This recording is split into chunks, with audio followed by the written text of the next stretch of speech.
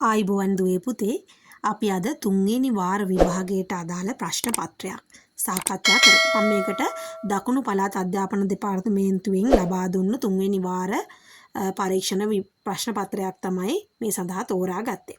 මම කැමතියි මේක සාකච්ඡා කරනකොට මේ ප්‍රශ්න වලට උත්තර ඔයාලා මුලින්ම තනියම ලියලා ඒ ලියන ගමන් මේ වීඩියෝ එක නරඹනවා නම් මම ගොඩක් කැමතියි. එතකොට ඔයගොල්ලොන්ට මේ ප්‍රශ්න සාකච්ඡාවෙන් හොඳ ප්‍රයෝජනයක් ගන්න පුළුවන් වගේම ඔයාට විෂය කරුණු හොඳින් අවබෝධ කරගන්න සහ පරණ විෂය කරුණු මතක් කරගන්න පුළුවන්කම ලැබේවි. වීඩියෝ මදකට නතර කරලා මේ පළවෙනි ප්‍රශ්න තුනට උත්තර මුලින්ම ඔයගොල්ලෝ ලියන්න. අපි බලමු පළවෙනි ප්‍රශ්නේ. පළමු පදය 7ද පොදු අන්තරේ ඍණ 4ද වන අනුක්‍රමණයේ මුල් පද 4 ලියන්න. එතකොට පළමු පදය 7යි පොදු අන්තරේ ඍණ 4යි. එතකොට පළවෙනි පදය 7යි නම් 7න් 4ක් අඩු කරලා අපිට දෙවෙනි පදේ ලියන්න පුළුවන්. එතකොට 7 ඍණ 4යි කියන්නේ එතකොට ධන 3යි. 7න් 4ක් ගියාම 3යි. 3න් 4ක් ගියාම ඍණ 1යි. ඍණ 1 ඍණ 4 ඍණ 5යි කියලා අපිට එනවා. ඒතර මේ සංඛ්‍යා රටාවේ පළමු පද 4 7 3 ඍණ 1 ඍණ 5 විදිහට අපිට ලබා ගන්න පුළුවන්. ඒතර දෙවෙනි ප්‍රශ්නෙට දීලා තියෙන ද්විමේය සංඛ්‍යාවක් දීලා ඒ ද්විමේය සංඛ්‍යාව 10 පාදයෙන් ලියන්න කියලා කියනවා. ඒතර මේ සංඛ්‍යාවේ ස්ථානීය අගයන් අග ඉඳලා මුලට මම කියාගෙන ගියොත් 1 ඒවා 2 ඒවා 4 ඒවා 8 ඒවා 16 ඒවා 32 ඒවා. අපි දෙකේ පාදයේදී එහෙමනේ අග ඉඳලා ස්ථානීය අගයන් ගන්නෙ. ඒතර අග ඉඳලා බලාගෙන ගියොත් 1 ඒවා එකක් තියෙනවා 2 ඒවා එකක් තියෙනවා 4 ඒවා නැහැ 8 ඒවත් නැහැ 16 ඒවත් නැහැ 32 ඒවා එකක් තියෙනවා. එතකොට 32යි 2යි 1යි මේ ටික එකතු කරාම අපිට 35යි කියලා මේ සංඛ්‍යාව ලැබෙනවා. මම හිතනවා ඔයගොල්ලන්ට පේනවා. මම මේ අග ඉඳලා මුලට තමයි මේ ලියලා තියෙන්නේ. එතකොට 1 ඒවා 2 ඒවා සහ 32 ඒවා තමයි මේකේ තියෙන්නේ. ඒ ටික එකතුව 35යි කියලා අපිට ලැබෙනවා. ඒතර මේ තුන්වෙනි ගැටලුවේ මිශ්‍ර සංඛ්‍යාවක් දීලා ඒකේ පරස්පරය ලියන්න කියනවා. ඒතර මිශ්‍ර සංඛ්‍යාව පරස්පරය ලියන්න කලින් අපි මේ මිශ්‍ර සංඛ්‍යාව විෂම භාගයක් බවට පත් කරගන්න ඕනේ. ඔයගොල්ලෝ දන්නවා විශ්ව සංඛ්‍යාවක් විෂම භාගයක් විදිහට ලියනකොට හරය අපි ඒ විදිහටම ලියනවා. දැන් මේකේ හරය 3යි. ඒතර අපිට පුළුවන් මේ හරය මේ පූර්ණ සංඛ්‍යාවෙන් ගුණ ගන්න 3 වරක් 3 9යි. ඒකට උඩ තියෙන එක එකතු කරාම 10යි. 3 වරක් 3 9යි. 9ට එකක් එකතු කරාම 10යි. ඒතර හරය විදිහට 3 එහෙම්මම ලියනවා. ඒතර මේ විශ්ව සංඛ්‍යාව විෂම භාගයක් කරාම 3න් 10යි. ඒතර මේ 3න් 10 කියලා අපි මේක ලියාගත්තට පස්සේ තමයි අපි මේකේ පරස්පරය ලියන්න ඕනේ.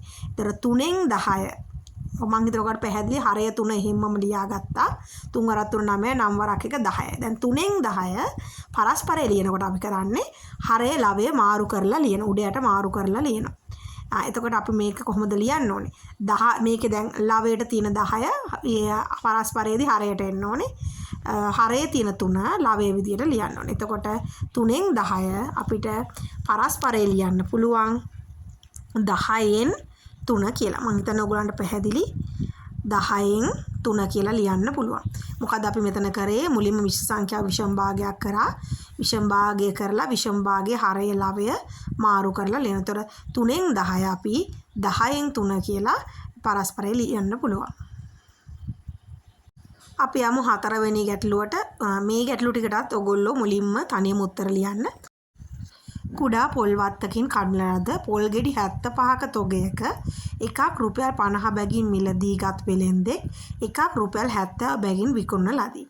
පොල් විකිණීමෙන් ඔහු ලැබූ ලාභය සොයන්න. දැන් මේ ගැටලුවේ පොල් ගෙඩි 75ම එයා එකක් රුපියල් 50 බැගින් මිලදී අරන් තියෙන්නේ. ඒතර එකක් විකුණලා තියෙන්නේ රුපියල් 70 බැගින්. ඒතර 50ට අරන් 70ට විකුණුවා කියන්නේ එකකින් ලද ලාභය අපිට හොයන්න පුළුවන්. එක පොල් ගෙඩියකින් ලද ලාභය හොයන්න අපිට පුළුවන් 70න් 50ක් අඩු කරන්න. ඒතර එක පොල් ගෙඩියකින් ලැබුණු ලාභය වෙන්නේ රුපියල් 20යි. එතකොට එක පොල් ගෙඩියකින් ලැබුණු ලාභය රුපියල් 20යි නම් පොල් ගෙඩි 75ක තොගයකින් ලැබුණු ලාභය බලන්න අපි මොකද කරන්න ඕනේ? එකකින් ලද ලාභය ගුණ කරන්න ඕනේ 75න්. එතන එක පොල් ගෙඩියකින් අපිට රුපියල් 20ක ලාභයක් තියාගෙන යා විකුණලා තියෙන්නේ. එහෙනම් පොල් ගෙඩි 75න් මෙයාට මේ වගේ 20 ගානේ ලාභය ලැබෙනවා. 20 වැඩි කිරීම 75.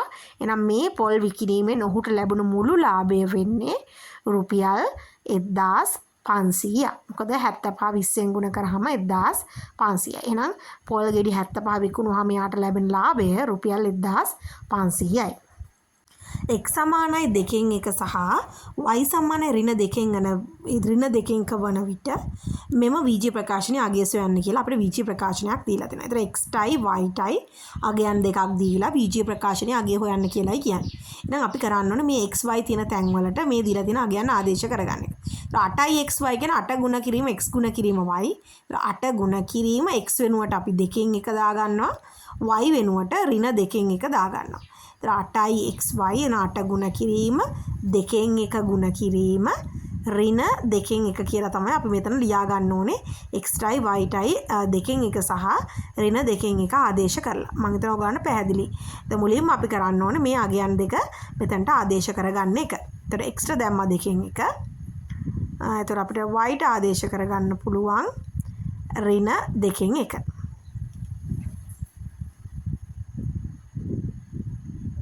එතකොට 8යි xy ඍණ 2යි y නිසා ඍණ 2 වාරයක් y වෙනුවට ඍණ 2න් 1 ආදේශ කරගන්නවා. එතකොට අපිට පුළුවන් මෙතන දැන් පොදු සාධක ඉවත් කරන්න 2ට 2 ඒවා 1යි 8ට තියෙනවා 2 ඒවා 4ක්. එතකොට 8 2න් බෙදුවහම 4යි. ඊට පස්සේ අපිට මේ 4 ආපහු 2න් බෙදන්න පුළුවන්. එතකොට 4 2න් බෙදුවහම අපිට එනවා 2යි කියලා. මම හිතුවා ඔයගොල්ලන්ට පැහැදිලි වුණා. 4 බෙදුවහම 2න් එතන අපිට 2යි කියලා ලැබෙනවා. ඊට පස්සේ අපිට ඍණ ලකුණෙන් එහා පැත්තේ තියෙන 2ට 2 කපලා දාන්න පුළුවන්. 2 2න් බෙදන්න පුළුවන්. එතකොට අපිට අවසාන වශයෙන් මේකේ අගයන් විදිහට ලැබෙන්නේ දෙවරක් ඍණ 1 කියලා කියන්නේ ඍණ 2යි. ඒතර ඍණ 2යි මෙතන ඍණ 1යි ඍණ 1යි ධන 1ක් විදිහට ලැබෙනවා.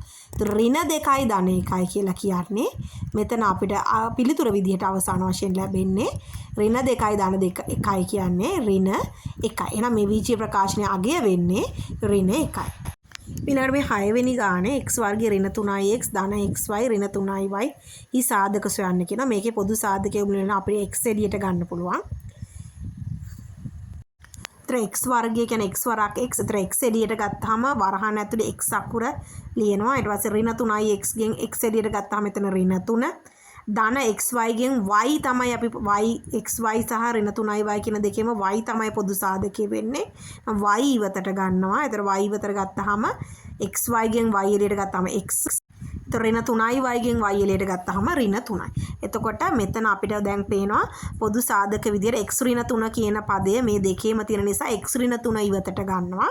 එතකොට x ධන y කියලා සාධකය මෙතන ඉතුරු වෙනවා. එහෙනම් අපේ මේකේ සාධක දෙක වෙන්නේ x ඍණ 3යි x ධන y. මම හිතනවා ඔයගොල්ලන්ට පැහැදිලි මේක අපි කොහොමද කරේ කියන එක.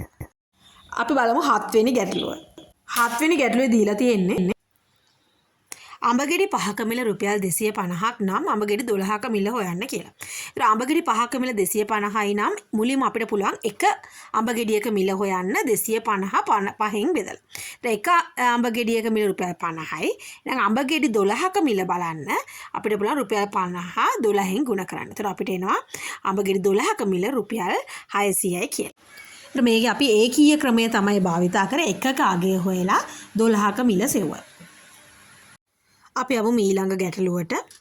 මේකේ පහත දැක්වෙන රූපේ ABY සමානයි XBC වේ ABX සහ CBY අතර සම්බන්ධය සොයන්න. ඔයගොල්ලන්ට පේනවා ABY කියන කෝණය සහ XBC කියන කෝණ දෙකටම පොදු කෝණයක් තමයි මෙතන XBY කියලා කියන්නේ. මේ මැද තියෙන කෝණය. එතකොට මම මේ සමාන කෝණ දෙකින්ම XBY කියන මේ මැද කෝණය අඩු කරොත් තමයි අපිට මේ ABX සහ මේ කියලා තියෙන CBY කියන කෝණ දෙක ලැබෙන්නේ. ඒ කියන්නේ සමාන කෝණ දෙකකින් මේ මැද තියෙන එකම කෝණය, ඒ කියන්නේ එකම කෝණය අඩු කරොත් සමාන කෝණ දෙකකින් සමාන කෝණ දෙකක් අඩු කරාම ලැබෙන කෝණ දෙකත් සමාන වෙන්න එපයි තුන්වෙනි ප්‍රත්‍යක්ෂයට අනුව. එහෙනම් එතකොට අපිට ABX කෝණය සහ CBY කියන කෝණය ලැබෙනවා. එතන එහෙනම් ABX සමානයි CBY. ඒ කියන්නේ සමාන කෝණ දෙකෙන් අර මැද තියෙන සමාන කෝණය මැද තියෙන කෝණය අයින් කරාම ABX කියන කෝණය සහ YBC කියන මේ කෝණ දෙක සමාන. මේක ප්‍රත්‍යක්ෂ ඇසුරින් විසඳන්න තියෙන ගැටලුවක්. 9 වෙනි ගැටලුව රූපේදී තොරතුරු ඇසුරින් x යගේ සොයන්න කියනවා. ඔයාලට පේනවා මේ 2x x සහ 2x මේ කෝණ තුන අංශක 90ක් වෙනවා. ඔයගොල්ලන්ට පේනවා ඇති මේ රූප සටහනට අනුව මේ තුනේ එකතුව අංශක 90යි. ඒතර 2x x සහ 2x එකතු කරාම අපිට 5x කියලා ලැබෙනවා. ඒතර 5x ගේ අංශක 90යි. එහෙනම් x ගේ අගය හොයන්න නම් අපි මේක 5න් බෙදන්න ඕනේ. ඒ කියන්නේ අංශක 90 5න් බෙදන්න ඕනේ.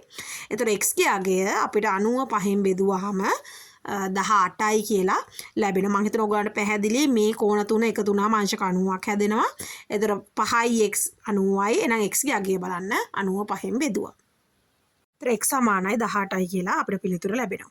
අපි යමු 10 වෙනි ගැටලුවට. පතුලේ වර්ගඵලය 360යි වර්ග සෙන්ටිමීටර වූ ඝනකාභ හැඩති භාජනයක සෙන්ටිමීටර 18ක් උසට ජලය පිරී තිබේ. ජල පරිමාව මිලිලීටර වලින් සොයන්න. අපි දන්නවා අපිට පුළුවන් ඝනකාභයක තියෙන ජල පරිමාව මනින්න ඒකේ හරස් කඩ වර්ගඵලය ගුණ කිරීම උසේ. ඒතර මේ ගාන හැටියට ඒකේ හරස් කඩ වර්ගඵලය 360යි. භාජනයේ ජලය පිරලා තියෙන උස සෙන්ටිමීටර් 18යි. ඒතර මේ දෙක ගුණ කරාම අපිට 360 ගුණ කිරීම 18න් ඝන සෙන්ටිමීටර් වලින් මේකේ පරිමාව පිළිතුරක් විදියට ලැබෙනවා. එතකොට අපිට දැන් මේ ප්‍රශ්නේ අහලා තියෙන පරිමාව මිලිලීටර වලින් සොයන්න කියලානේ. එතකොට මේ ඝන සෙන්ටිමීටර් වලින් මේ 360 18න් ගුණ කරාම ලැබෙන ඝන සෙන්ටිමීටර් වලින් ලැබෙන මේ උත්තරේ කියන්නේ 6480 කියන උත්තරේ. අපි දන්නවා එක ඝන සෙන්ටිමීටරයක් කියලා කියන්නේ 1 මිලිලීටරයක්. ඒතර එක ඝන සෙන්ටිමීටරයක් කියන්නේ මිලිලීටරයක් නිසා 6480 ඝන සෙන්ටිමීටර කියන උත්තරේ අපිට මිලිලීටර වලින් හොත් 6480යි මිලිලීටර කියලා ලියන්න පුළුවන්. මේ ප්‍රශ්නේ උත්තරය අහලා තියෙන්නේ මිලිලීටර වලින් නිසා. ඊළඟට 11 වෙනි ගැටලුව අගය සොයන්න කියලා දීලා තිනවා මේ දර්ශක පාඩමේ ගැටලුව. එතකොට මේ යට තියෙන මේ 4 ඍණ දෙවනි බලය කියන එක දර්ශක නීතිවලදී අපි ඍණ දර්ශකයක් හරයේ තියෙන දර්ශක නීතියක් ලවයට ගන්නකොට ඍණ දර්ශකයේ ධන දර්ශකයක් බවට පත් වෙනවා. ඒතර 4 ගුණ කිරීම මේ යට තියෙන 4 ඍණ 2 4 ධන 2 විදිහට ගන්න පුළුවන්. ඒතර 4 ගුණ කිරීම 4 දෙවෙනි බලය කිව්වම අපිට පළවෙනි දර්ශක නීතියට අනුව සමාන පාද සහිත බල දෙකක් ගුණ කරනකොට දර්ශක එකතු කරන්න පුළුවන්. ඒතර 4 තුන්වෙනි බලය කියලා ලැබෙනවා. ඒතර 4 තුන්වෙනි බලය කියන්නේ 4 වැඩෙන් ගුණ කිරීම 4 ගුණ කිරීම 4 4 වරක් 4 16යි. 16 වරක් 4 64යි කියලා තමයි උත්තරේ ලැබෙන්නේ. 12 වෙනි ගානේ දශම සංඛ්‍යාවක් දීලා ඒක විද්‍යාත්මක අංකණයෙන් ලියන්න කියලා තියෙනවා. එතකොට අපි බලන්න ඕනේ 0.0.0.2 කියන එක අපි සාමාන්‍ය විද්‍යාත්මක අංකණයෙන් සංඛ්‍යාවක් ලියනකොට ඒ සංඛ්‍යාව 1ත් 10ත් අතර සංඛ්‍යාවක් බවට සහ 10 බලයක ගුණාකාරයක් විදියට ලියන එකට තමයි අපි විද්‍යාත්මක අංකණයෙන් ලිවීම කියලා කියන්නේ. එතකොට අපිට මේ සංඛ්‍යාව 2.7 කියලා ලියන්න පුළුවන්. එතකොට 2.7 1000න් බෙදුවොත් තමයි 0.0.0.27 හැදෙන්නේ. ඒතර 2.7 බෙදීම 1000 කියන්නේ 2.7 බෙදීම 10 තුන්වෙනි බලය. ඒතර මේ බෙදීම 10 තුන්වෙනි බලය උඩට එනකොට කියන්නේ අපි ලවයට ගන්නකොට 10 ඍණ තුන්වෙනි බලය කියලා ලියන්න පුළුවන්. ඒතර 2.7 ගුණ කිරීම 10 ඍණ 3 කියලා අපිට මේක විද්‍යාත්මක අංකයෙන් ලියන්න පුළුවන්. තවත් විදියකින් කිව්වොත් දැන් 2.7 කියන එකේ දශම තිත තියෙන්නේ 2යි 7යි මැද. ඒතර 0.0.0.27 දශම තිත තියෙන තැනට 2.7 දශම තිත තියෙන තැන ඉඳලා ස්ථාන 3ක් ආපස්සට යන්න ඕනේ. ඒ නිසා අපිට මේක විද්‍යාත්මක අංකණයෙන් ලියනකොට 2.7 ගුණ කිරීම 10 ඍණ 3 කියලා හිතෙන් උත්තරේ ලියන්නත් පුළුවන්. අර මම කලින් කියපු විදිහට හිතන්නේ නැතුව. අපි යමු 13 වෙනි ගැටලුවට. 13 වෙනි ගැටලුවේ අපිට සමීකරණයක් දීලා තියෙනවා විසඳන්න කියලා. එතන මේ සමීකරණය විසඳනකොට a බෙදීම 2 සමානයි ඍණ 3 සමීකරණය විසඳන්න. මේක කරන්න තියෙන ලේසිම ක්‍රමය තමයි මේ බෙදීම 2 අපිට හරස් ගුණිතය දාලා ಗುಣ කරන්න පුළුවන් ඍණ 3ත් එක හරස් ගුණිතය හොන්න මතක තියාගන්න. ඒතර a සමානයි 2 ගුණ කිරීම ඍණ 3 අපිට හරිම පහසුවෙන් මේ 2 ඍණ 3ත් එක ගුණ කරන්න පුළුවන්. ඒතර a සමානයි දෙවරක් ඍණ 3 කියලා අපිට මේකේ අගය ලබා ගන්න පුළුවන් පහසුවෙන්ම හරස් ගුණිතය මගින්. ඒතර a සමානයි දෙවරක් ඍණ 3 ඍණ 6යි කියලා අපිට පිළිතුරු ලැබෙනවා. ඊළඟට අපි යමු 14 වෙනි ගැටලුවට. මේකේ අපිට චතුරාශ්‍රයක් දීලා තිනවා. අපි දන්නවා චතුරාශ්‍රයක අභ්‍යන්තර කෝණ 4 එකතුව අංශක 360යි. එතකොට මේ අභ්‍යන්තර කෝණ තුන සහ මේ අපිට හොයන්න කියලා දීලා තියෙන BCD කියන කෝණේ එකතුව අංශක 360ක් වෙනවා. ඒතර 65 එකතු කිරීම 125 ධන 45 ධන BCD සමාන වෙන්න ඕනේ අංශක 360ට. ඒතර මේ ඉතුරු කෝණ තුන එකතු කරාම අපිට ලැබෙන අගය අපිට පුළුවන් අංශක 360න් අඩු කරලා මේ BCD කියන කෝණයේ අගය ලබා ගන්න. එතකොට අංශක 45 125 සහ 65 එකතු කරාම අපිට අංශක 235ක් කියලා ලැබෙනවා. එහෙනම් BCD ගේ අගය හොයන්න අපිට පුළුවන් අංශක 360න් මේ අංශක 235 අඩු කරන්න. එතකොට අංශක 360න් 235ක් අඩු කරාම අපිට BCD ගේ අගය ලැබෙනවා. तर BCD සමානයි අංශක අපිට 360න් 235ක් අඩු කරන්න ඕනේ. එතකොට BCD ගේ අගය අපිට ලබා ගන්න පුළුවන් අංශක 125ක් විදියට. මම හිතනවා ඔයගලන්ට පැහැදිලි වුණා. චතුරාශ්‍රයක අභ්‍යන්තර කෝණවල එකතු අංශක 360යි. නම් දීලා තියෙන කෝණ තුන එකතු කරලා 360න් අඩු කරාම අපිට මේ BCD කියලා දීලා නැති කෝණයේ අගය හොයා ගන්න පුළුවන් වුණා. අපි යමු ඊළඟට 15 වෙනි ගැටලුවට. රූපයේ දියදී දත්ත ඇසුරෙන් A සිට B හි දිගංශය සොයන. දිගංශය සොයනකොට අපි හැම වෙලේම උතුරේ ඉඳලා දක්ෂිණාවර්ත දිශාවට තමයි කෝණය මනින්නේ. දැන් ඔයගොල්ලන්ට පේනවා මේකේ මේ උතුරවල් දෙක A B අතර උතුරවල් දෙකක් ලකුණු කරලා තිනවා. එතකොට මේ මිත්‍ර කෝණ දෙකක්. මිත්‍ර කෝණ දෙකක එකතුව 180යි. එතකොට අර කෝණය 120යි කියලා කියන්නේ 180 120ක් අඩු කරාම මෙතන කෝණය අංශක 60යි කියලා අපිට ලබා ගන්න පුළුවන්. එහෙනම් A සිට උතුරේ ඉඳලා දක්ෂිණාවර්තව ලැබෙන කෝණයනේ මේ අංශක 60. A සිට B හි දිගංශය අපිට අංශක 60 ලියන්න පුළුවන්. අපි දන්නවා දිගංශය ලියනකොට ඉලක්කම් 3ක් ලියන්න ඕනේ. ඒ නිසා 0.60 කියලා අපිට ලියන්න පුළුවන්. 16 වෙනි ගැටලුව රූපයේ දැක්වෙන පරිදි ආරු අර්ධ වෘත්තයේ පරිමිතිය සඳහා සූත්‍රයක් ලබා ගන්න. අපි දන්නවා වෘත්තයක ඡාප දිග වෙන්නේ 2π සම්පූර්ණ වෘත්තයක පරිදිය 2πr. ඉතින් මේක අර්ධ වෘත්තයක් නිසා මේ ඡාපයේ දිග බලන්න අපිට 2πr කියන්නේ සම්පූර්ණ වෘත්තයේ පරිදිය. එතකොට අර්ධ වෘත්තයේ ඡාප දිග බලන්න අපි 2πr දෙකෙන් බෙදන්න ඕනේ. එතකොට 2πr දෙකෙන් බෙදුවාම දෙකට දෙක කැපිලා මේ ඡාප දිග අපිට 5r කියලා ලැබෙනවා. එතකොට ඡාප දිග 5r. එතකොට මේකේ අරය r. එහෙනම් විස්කම්භය 2r වෙනවා. එහෙනම් මේකේ පරිමිතිය, ඒ කියන්නේ වටේ දිග වෙන්නේ මේ 5rට 2r එකතු කරාම ලැබෙන අගය. ඊළඟට අපි යමු 17 වෙනි ගැටලුවට. රූපයේ දැක්වෙන තොරතුරු අනුව BC හි දිග මේ තියෙන ඍජු කෝණික ත්‍රිකෝණය. ඒතර ඍජු කෝණික ත්‍රිකෝණයක දීලා නැති පාදයක අගය අපිට පයිතගරස් ප්‍රමේය ඇසුරෙන් සොයන්න පුළුවන්. ඒතර මේ BC කියන්නේ අංශක 90ට ඉස්සරහින් තියෙන පාදය අපි ඒකට කියනවා කර්ණය. ඒතර කර්ණයේ වර්ගය සමානයි ආධාරක පාද දෙකේ වර්ගවල එකතුව. එතන BC වර්ගය සමානයි 12 වර්ගය ධන 5 වර්ගය. 12 වර්ගය කියලා කියන්නේ 12 වරක් 12 144යි. 5 වර්ගය කියන්නේ 5 වරක් 5 25යි. එතන 144යි 25යි එකතු වුනහම අංශක 169යි. එතන BC වර්ගය 169යි නම් BC ගේ අගය හොයන්න අපි 169 වර්ගමූලය ගන්න ඕනේ. එතන 169 වර්ගමූලය කියලා කියන්නේ සෙන්ටිමීටර 13යි. 169 වර්ගමූලය 13. එහෙනම් මේ BC ගේ අගය වෙන්නේ සෙන්ටිමීටර 13යි. ඊළඟට අපි 18 වෙනි ගාන y සමානයි ඍණ 3x ධන 3න් 1 ශ්‍රිතයේ අනුක්‍රමණය. හරිම ලේසි. අනුක්‍රමණය කියලා කියන්නේ මේ දීලා තියෙන ශ්‍රිතය අපි දන්නවා y සමානයි mx ධන c ආකාරයට මේක තියෙන්නේ. ඒතර m ගේ අගය වෙන්නේ x ගේ සංගුණකය ඒක ඍණ 3යි. එහෙනම් අනුක්‍රමණය ඍණ 3යි. එතකොට අන්තඛණ්ඩය වෙන්නේ 3න් 1යි. එහෙනම් මේ දීලා තියෙන ශ්‍රිතයේ x ගේ සංගුණකය තමයි ඍණ 3. එහෙනම් අනුක්‍රමණය ඍණ 3යි.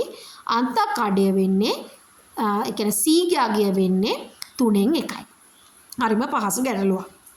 අනුක්‍රමණය ඍණ 3යි අන්තඛණ්ඩය 3න් 1යි. අපි යමු 19 වෙනි ගැටලුවට. එතකොට මේකේ x දාන දෙක විශාලයි හෝ සමානයි එක අසමානතාව විසඳා විසඳුම් සංඛ්‍යා රේඛාව නිරූපණය කරන්න කියනවා. අපි මේක සාමාන්‍ය සමීකරණයක් විසඳන විදියට මුලින්ම විසඳමු. x ට දෙකක් එකතු වෙලා තියෙනවා. අපිට පුළුවන් මේ එකතු වෙච්ච දෙක අසමානතාව දෙපසින්ම අඩු කරන්න. එතකොට ධන දෙක නැති කරන්න අපි ඍණ දෙකක් දෙපසටම යොදන්න ඕනේ. ඒතර ධන දෙකට ඍණ දෙක කැඩුමහම දෙක ඉවත් වෙලා ගිහිල්ලා අපිට x එක පැත්තක තනි වෙන විදිහට මේ අසමානතාව සුළු කරගන්න පුළුවන්. ඊට පස්සේ මේ අසමානතාව විසඳගත්තට පස්සේ ලැබෙන පිළිතුරු අපිට පුළුවන් සංඛ්‍යා රේඛාව නිරූපණය කරන්න. ඒතර x ධන දෙක නැතිකම ඍණ දෙකක් දැම්මා. ඒතර x විශාලයි හෝ සමානයි එක ඍණ දෙක කියලා කියන්නේ අපි දන්නවා නිකිලවල ධන 1යි ඍණ 2යි කියලා කියන්නේ මෙතන අපිට ඍණ 1යි කියලා අගය ලැබෙන්නේ. එහෙනම් x විශාලයි හෝ සමානයි ඍණ 1යි කියලා අපිට මෙතන අසමානතාවය විසඳුවාම ලැබෙනවා. දැන් අපි මොකද කරන්න ඕනේ මේ සංඛ්‍යා රේඛාව ඇඳලා මේ සංඛ්‍යා රේඛාවේ අපිට පුළුවන් මේ නිකිල ටික ලකුණු කරලා මෙතන සමාන ලකුණක් යොදලා තියෙන නිසා අපිට පුළුවන් මේ ඍණ 1 පාට කරන්න. මොකද මේ අසමානතාවයේ විසඳුම් සියලුම විසඳුම්නේ නිකිලමේ විසඳුම් නෙමෙයි සියලුම විසඳුම්. එහෙනම් මේක අපි මුලින්ම සංඛ්‍යා රේඛාව මුලින්ම ලකුණු කරගෙන ඉවර වෙලා ඍණ 1 කියන ලක්ෂය පාට කරලා පෙන්වන්න වෙනවා. ඊට පස්සේ අපි මේකේ x කියන එක්කිනායි පැත්තට කට ඇරිලා තියෙන මේ අසමානතා ලකුණේ කට ඇරිලා තියෙනවා කියන්නේ x ගියාගේ විශාලයි. ඍණ 1ට වඩා x ගියාගේ විශාලයි. හෝ සමානයි. එහෙනම් ඍණ 1 කියන ලක්ෂ්‍යය අපිට පැතර පාට කරලා පෙන්වන්න පුළුවන්. ඊට පස්සේ ඍණ 1ට වඩා විශාල අගයන් තියෙන මේ සංඛ්‍යා රේඛාවගේ දකුණු පස අපිට පාට කරලා පෙන්වන්න පුළුවන්. ඒතර මේ පැත්ත තමයි මේකේ විසඳුම් විදිහට අපිට ලකුණු කරන්න වෙන්නේ. එහෙනම් මුලින්ම අපි කරන්න ඕනේ ඍණ 1 අඳුරු කරා පාට කරා. ඊට පස්සේ ඍණ 1ට දකුණු අත පැත්ත. කියන්නේ ඍණ 1ට වඩා විශාල සංඛ්‍යා තියෙන පැත්ත පාට කරලා පෙන්වන්න ඕනේ මේකේ විසඳුම් විදිහට. මම හිතන්නේ ඔයගලන්ට පැහැදිලි වුණා. එතකොට අපි x විශාලයි ඍණ 1ට වඩා. එහෙනම් මේ විදිහට විශාල සංඛ්‍යා තියෙන පැත්ත පාට කරලා පෙන්වන්න ඕනේ. මෙන්න මේ විදිහට තමයි මේ අසමානතාවයේ විසඳුම් සංඛ්‍යා රේඛාව නිරූපණය කරන්නේ. ඊළඟට කියනවා 20 වෙනි ගැටලුව a හා b වියුක්ත කුලක දෙකක්. අපි දන්නවා වියුක්ත කුලක නම් ඒ කුලක දෙකට පොදු අවයව නැහැ. ඒ කියන්නේ ඒ දෙන්න ඡේදනය වෙන්නේ නැහැ. ඒතර ඡේදනයක් නැහැ. ඒ කියන්නේ ඡේදන කුලකය ඊළඟට මේකේ පළවෙනි ප්‍රශ්නය අහනවා a ඡේදන b කුමන වර්ගයේ කුලකයක්ද? එහෙනම් මේකේ අවයව නැහැ. එහෙනම් ඒක අභිශුන්‍ය කුලකයක්. ඒතර අවයව කිසිවක් නැත්තම් n a ඡේදන b කියන්නේ ඒ ඡේදන කුලකයේ අවයව නැහැ. එහෙනම් n a ඡේදන b හි අගය කීයද කියලා අහුවාම අපිට බිඳුවයි කියලා තමයි මේකේ අගය ලියන්න වෙන්නේ. එහෙනම් දෙවෙනි ප්‍රශ්නෙට උත්තරය n a ඡේදන b හි අගය බිඳුවයි කියලා අපිට ලියන්න පුළුවන්. මම හිතනවා ඔයගලන්ට පැහැදිලි වුණා. මේ කුලක පාඩමේ තියෙන සරලම උදාහරණයක් තමයි මේ ප්‍රශ්නේ විදිහට අපිට දීලා තියෙන්නේ. මම හිතනවා ඔයගලන්ට හොඳින් පැහැදිලි වුණා මේ ගැටලුව කොහොමද විසඳන්නේ කියලා. එහෙනම් දුවේ පුතේ මම අද ඔයාලත් එක්ක මේ සාකච්ඡා කරේ ඔයගලගේ 3 වෙනි වාර විභාගයට පෙරහුරුවක් වශයෙන් කෙටි ප්‍රශ්න 20ක ප්‍රශ්න පත්‍රයක්. මම හිතනවා මේක ඔයාලට ගොඩාක් ප්‍රයෝජනවත් වුණා කියලා. තවත් මෙවන් වීඩියෝකින් නැවත හමු වෙමු. ආයුබෝවන්.